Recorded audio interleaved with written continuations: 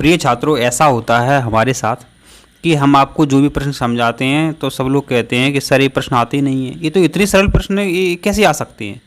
जबकि एक मतलब क्या बताएं हम, 85% क्वेश्चन हमने आपको वही समझाए हैं जो पेपर में सेम टू सेम मतलब आए थे। लेकिन आप समझाते अच्छा है तो आपको लगता है कि सर ये क्वेश्चन तो आते ही नहीं हैं। अब इसमें आपकी कमी है। देखिए, एक प्रश्न पूछा गया था पिछले वर्षों में कि दो एक समान हीटर हैं जिस पर 1000 वाट 220 वोल्ट लिखा हुआ है। आप हीटर की दुकान पर गए और हीटर पे जानकारी लिखी हुई है, इनको आप लाए और घर में आपने लगा दिया, माने समांतर क्रम में। सीधी सीधी सी बात है कि जो घर के उपकरण होते हैं वो सभी समांतर क्रम में जोड़े जाते हैं। अब देखिए, 1000 वाट का आपका हीटर है तो आपके घर में अब जो लोड आएगा वो कितना आएगा? 2000 वाट आएगा। कितना आएगा? 2000 वाट आएगा। तो इसका जो आंसर है मेरे बच्चों कितना है आपका? 2000 वाट। तो इसका जो आंसर है वो कितना है आपका? 2000 वाट, ये आपका आंसर है। अब देखिए प्रिय छात्रों, अब देखिए आपके सामने जो प्रश्न है, आपको लग रहा है कि सर ये प्रश्न तो कठिन है। मेरे बच्चों, दुनिया का ये सबसे सरल प्रश्न है। कैसे सरल प्रश्न है समझो। प्रश्न को आपको बच्चों ध्यान से पढ़ना है। यदि एक प्रतिरोध से, अब ये बल्ब भी हो सकता है, हीटर की स्प्रिंग भी हो सकती है, कुछ भी हो सकता है। तो यदि एक प्रतिरोध से गुजरने वाली विद्युत धारा को 100% बढ़ा दिया जावे, माने आपके पास स्टेबलाइजर है तो आपने 100% उसकी वो विद्युत धारा बढ़ा दी। यह मानते हुए कि ताप अपरिवर्तित है तो उत्पन्न शक्ति बढ़ जाएगी। अब आपकी जो हीटर है वो कितनी तेज चमकने लगेगी, वो कितनी ऊष्मा देगी, वो कितनी गर्म हो जाएगी, 1 गुनी, 2 गुनी, 3 गुनी।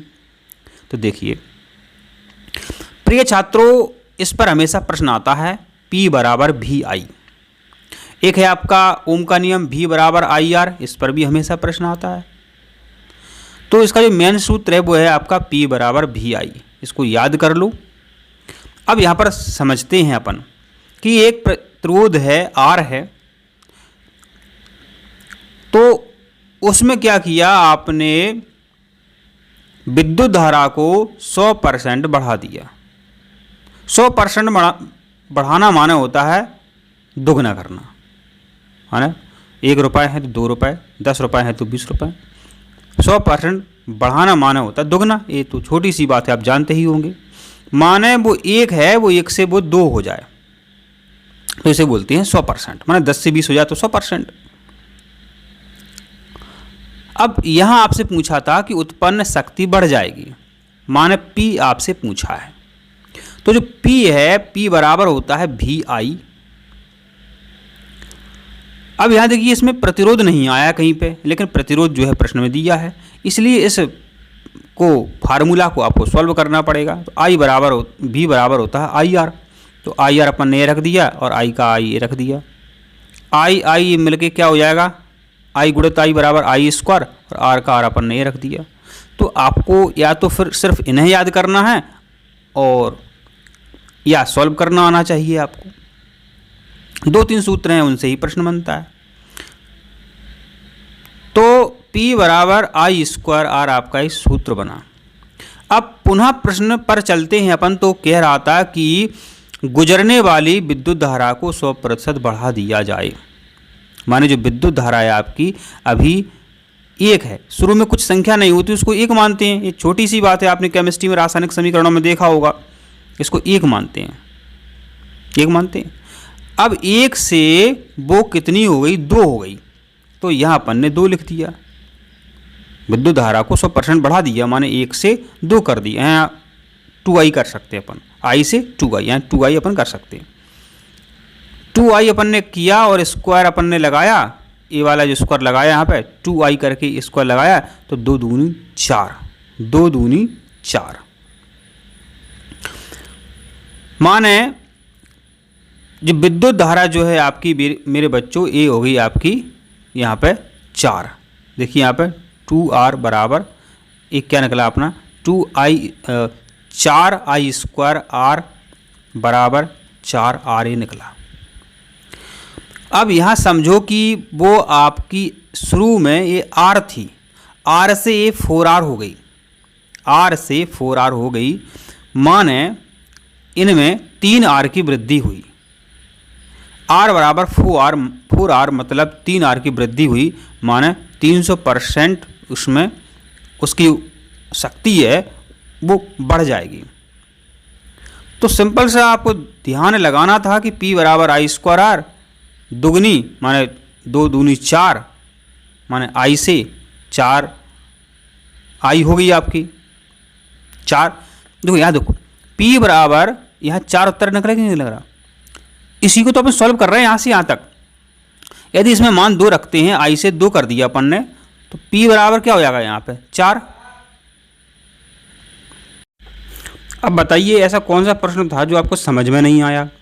अब देखिए दिया है कि A तथा B के बीच तुल्य प्रतिरोध होगा, A और B। तो सबसे पहले इनको सॉल्व किया जाता है, श्रेणी क्रम में है या समांतर क्रम में है। तो यहाँ देखिए समांतर क्रम में, समांतर क्रम में सॉल्व करने का तरीका होता है मेरे बच्चों, इन दोनों का गुणा किया जाता है और बटे में इनको जोड़ा जाता है। इन दोनों का गुणा कर दिया अपन ने और बटे में 12 कर दिया, क्योंकि 6 और 6 12 होते हैं। तो 12 तिया 36, 6 6 36 होता है, देखो होता है 6 6 36, तो 36 बटे 12, तो 12 तिया 36। तो इतने का जो मान है वो अपना कितना निकला 3 निकला। इसको भी सॉल्व करेंगे इसी प्रकार से, तो इसका मान भी 3 निकलेगा, 12 तिया 36। तो मान है यहाँ पर इसको सॉल्व करने पर 3 ओम निकला आंसर, इसको सॉल्व करने पर 3 ओम निकला। तो हमने दूसरा ये परिपथ बना दिया। अब श्रेणी क्रम में पता होना चाहिए कि प्रतिरोध यदि श्रेणी क्रम में जुड़े हैं तो कैसे उसका उत्तर निकालते हैं। तो श्रेणी क्रम में क्या किया जाता है, प्रतिरोधों को जोड़ दिया जाता है। यह प्रतिरोध 3 ओम का है, यह प्रतिरोध भी 3 ओम का है, तो 3 और 3 मिलके हो गए आपके 6। तो इसका आंसर जो है 6 ओम निकलता है। तो प्रिय छात्रों बताइए कहाँ पर आपको समस्या थी, कहाँ पर आपको समस्या थी मेरे बच्चों। इसी तरह सरल प्रश्न आपसे पूछे जाते हैं, एक कई बार पूछा जाता है। 12th में भी ये प्रश्न आएगा और कोई भी परीक्षा आप देखेंगे तो ये प्रश्न आपको जरूर देखने को मिलेगा। और दुनिया का सबसे सरल प्रश्न है। पहले आपको प्रश्न ध्यान से पढ़ना है। एक कण है, उस पर -8 × 10⁻18 कूलाम विद्युत आवेश है। इस पर मुक्त इलेक्ट्रॉनों की संख्या होगी। माने कोई मेरे बच्चों एक कण है, उस पर आवेश इतना दिया हुआ है। अब पूछा है कि उसमें कितने इलेक्ट्रॉन हैं। कितने का मतलब कितने संख्या में हैं, संख्या को अंग्रेजी में नंबर कहते हैं। तो इसका एक सूत्र होता है n बराबर Q/E। n बराबर माने नंबर बराबर Q/E। Q माने आवेश कितना दिया है, ये दिया है आपका -8 × 10⁻18 कूलाम, जो कि हमने यहाँ पर लिख दिया है। और E का मान होता है -1.6 × 10⁻19 कूलाम। एक इलेक्ट्रॉन पर आवेश होता है मेरे बच्चों -1.6 × 10⁻19 कूलाम। सॉल्व कैसे किया जाता समझो। तरीका इसका सबसे सही यही है कि देखिए यहाँ पर एक पॉइंट लगा था, दशमलव लगा था, तो सबसे पहले ऊपर अपन ने यहाँ पे 10 लिख दिया और इसका हमने ये ख़त्म कर दिया, इसका पॉइंट माना दशमलव। अब 8 से 16 काटेंगे, 8 दूनी 16 है, ठीक है, 8 दूनी 16 है।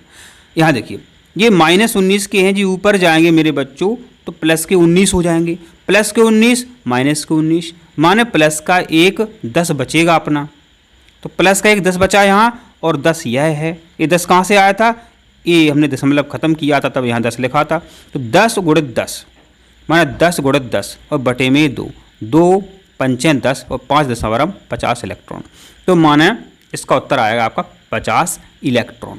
बताइए आपको कहाँ पर समस्या थी। कितना सरल प्रश्न ये है। इसी तरह सरल प्रश्न आपसे पूछे जाते हैं। आप स्वस्थ रहें, खुश रहें।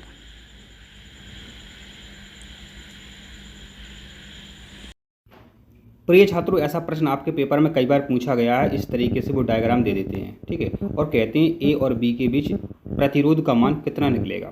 इस तरीके से वो आपको प्रश्न में डायग्राम दे देते हैं। घबराना नहीं है, चिंता नहीं करनी है।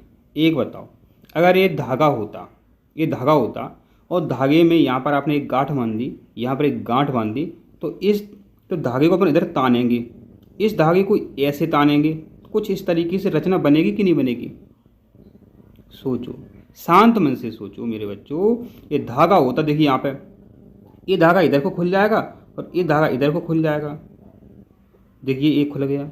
इसी प्रकार इधर देखो, ये धागा जो है ये इधर खुल गया और ये धागा इधर को खुल गया, और बचा एक प्रतिरोध जो है अपन को यहाँ पर जोड़ना है, जिसकी कोई वैल्यू नहीं रहती व्हीटस्टोन सेतु में। अब देखिए, हमने कई बार बताया कि श्रेणी क्रम में यदि प्रतिरोध जुड़े हैं, माने एक लाइन में जुड़े हैं, तो ये डबल हो जाते हैं। एक एक है तो दो, दो दो के होते तो चार, आर आर के हैं तो आर प्लस आर 2R। तो हमने इस तरीके से यहाँ पे कर दिया 2R। इधर भी देखिए आर प्लस आर है तो ये हो गया 2R। ऐसा कब होता है? श्रेणी क्रम में। अब इधर देखते हैं अपन, तो ये समांतर क्रम में हो गए। समांतर क्रम का फार्मूला होता है, कई प्रश्नों में लगता है, इनका गुणा कर दो और बटे में इनको जोड़ दो। कैसे निकालते हैं समांतर क्रम में उत्तर? इसका गुणा करते हैं, 2R गुणित 2R, बटे में क्या करते हैं 2R और 2R जोड़ देते हैं। देखिए हमने यहाँ पे जोड़ दिया, 2 दूनी 4R आ गया, और 2R प्लस 2R भी कितना होता है? 4R होता है। दोनों को काट दिया तो बराबर आएगा आपका R ओम प्रतिरोध, माने 1 उत्तर आएगा। प्रश्न में जैसा लिखा हो, यदि 1 लिखा हो तो 1 उत्तर माना जाएगा, यदि सिर्फ R ओम लिखा हो तो R ओम उत्तर आपका सही माना जाएगा। बताइए, इतने सरल प्रश्न आते हैं, कोई दिक्कत हो तो बताओ।